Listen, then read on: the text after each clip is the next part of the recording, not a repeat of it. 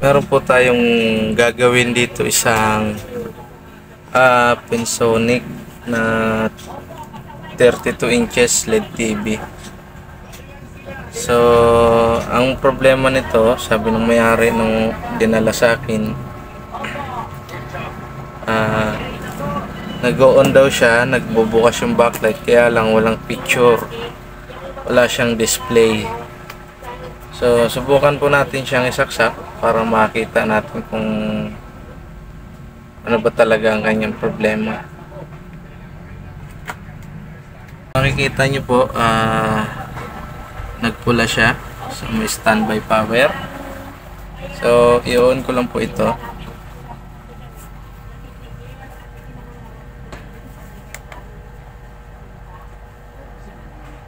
So, ayan, nag-blue na siya. So, mapapansin nyo, meron siyang backlight. Kaya lang wala siyang display. Unang sira po ito, sabi nung may-ari. Ayan. Maliwanag yung kanyang screen. So, titignan po natin yung kanyang loob, kung ano ba naging problema at kung kaya ba natin itong solusyonan.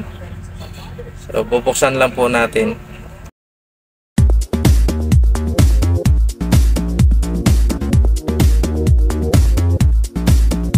So, ito nga po pala yung kanyang model.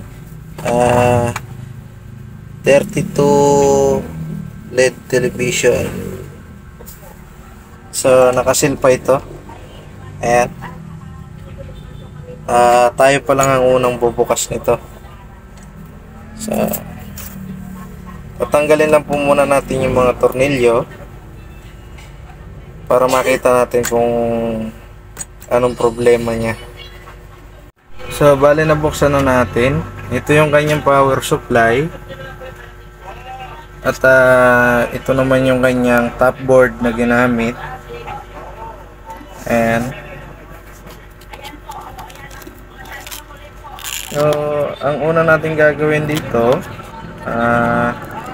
dahil wala siyang picture, una natin gagawin ay magsusukat tayo ng voltahe niya.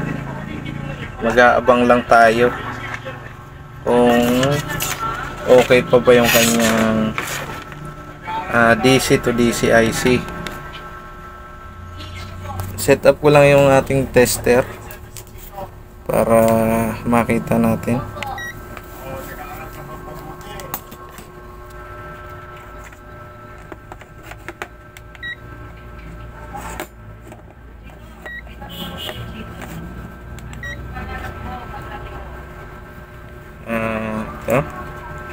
Body ground lang tayo.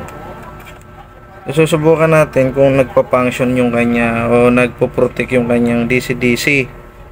So dahil nga ito ay walang picture, subukan natin magsukat.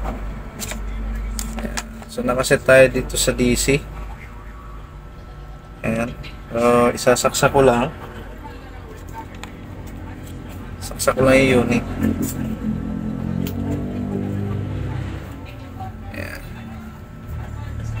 So, ayan, may power na siya.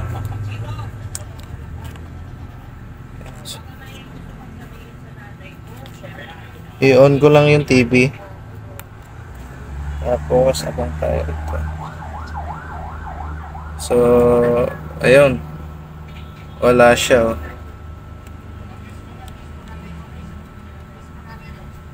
Nagpo-protect siya. Napapansin nyo? 0.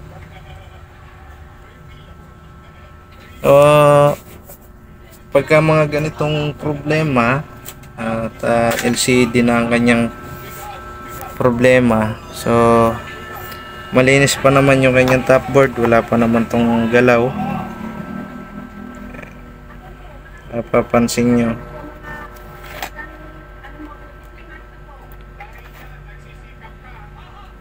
yung mga ganitong unit na Pensonic na 32 inches,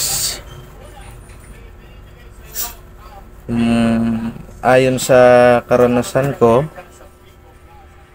dahil ang kanyang problema ay panel, so ang gagawin natin dito ay cutting method. Dahil kabisado natin yung ganitong unit, dahil ilang beses na ako nakagawa ng Pensonic na 32. So ang laging cutting niya ay dito sa kanyang left. Yan, dyan ang laging cutting niya. Ito, malabo yung camera ko.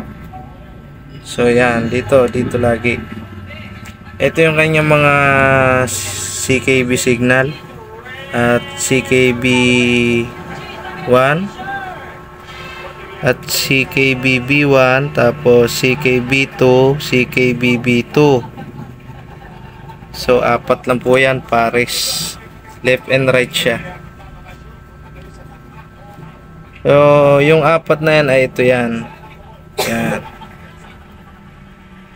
Yang apat na tuldok na yan na 1, 2, 3, 4. So susubukan natin katingin dito at titignan natin kung saan siya kung magkakaroon ng display. So unahin natin yung left dahil sa karanasan ko sa Pensonic na ganito, laging left yung may problema. Dito lagi ang may problema. So, subukan po natin katingin muna ito para malaman natin kung magkakasupply siya. So ayun, nakating na natin siya. Ayan, so naputulan natin yung sa kanyang left. So sa akin lang po ito, kumbaga sa karanasan ko lang ito sa Pensonic po, 32 inches at sa limang nagawa kong ganito, laging nasa left yung kanyang problema. So titignan po natin ngayon dahil nakat na natin siya, naputol na natin yung kanyang mga signal. Titignan natin kung magkakaroon na siya ng DC to DC, kung lalabas na yung kanyang supply sa DC. So isasaksak ko lang po ito at alamin natin kung magkakaroon na ba siya.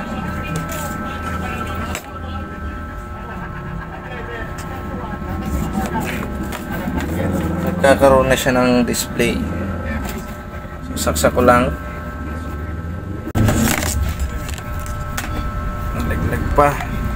Hirap nang walang tagahawak. So power on. At abang tayo rito sa kanya. So ayan, bumukas na yung kanyang backlight. Titingnan natin kung meron na siyang supply. So ayun, napansin nyo meron na siyang 30 volts na VGH. So lumabas yung kanyang supply nung nagcutting tayo rito sa left. Ayan, kinating natin yan. Kung mapapansin nyo meron siyang guhit. So kinating natin yung left niya. Dito sa right wala tayong ginalaw. So ayan. So sa limang karanasan ko sa Pensonic na ganito na 32 inches, so laging nasa left yung kanyang problema. So apat yan, pinutol na natin lahat. Ayan. So sisilipin natin ngayon kung meron na siyang display. Okay, angat lang natin. So nakita nyo may asul na siya, oh. Ayun. Ayun, meron na, lumabas na yung kanyang display. So nakita nyo, malinis pa siya. So ayan, laging nasa left yung kanyang problema. So tingnan natin. So ayan, 30 volts VGH. Ito naman yung ating kinating sa left. Ayan.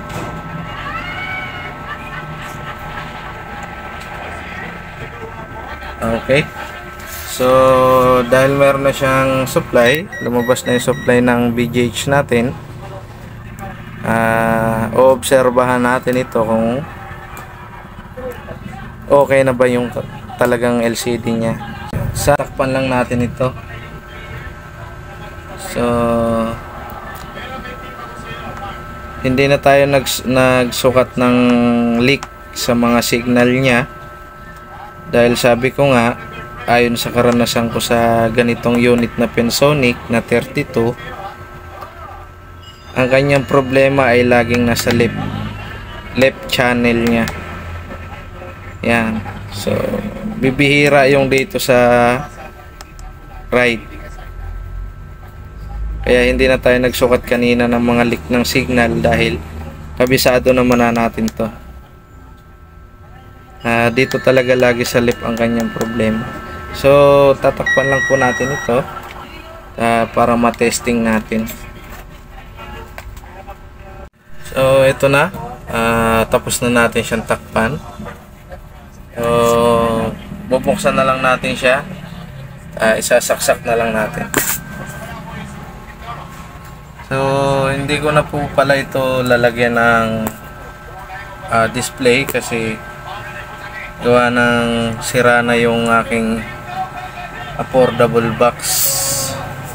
Natuluyan na yung kanyang mainboard. So dahil wala tayong pan-testing, bubuksan na lang natin siya. So okay naman na yan siya kahit hindi natin salangan ng importante meron na siyang display. Buksan ko lang.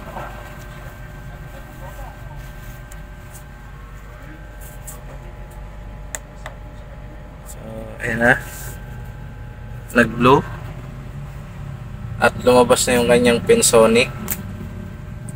So ayan, naka TV tayo. Ayan. So wala rin kasi akong antena na rito dahil nung umulan pinagyo yung antena natin sa labas, naputol. Hindi ko pa naitatayo, pero okay pa naman yung kanyang LCD, makinis pa naman siya. So yun nga lang, hindi natin siya masasalangan ng video. Nang wala na tayong affordable box at bumigay na siya, tuluyan na tayong iniwanan. At yung antena naman natin bumagsak na rin dahil nung nakaraan umulan, napakalakas ng hangin.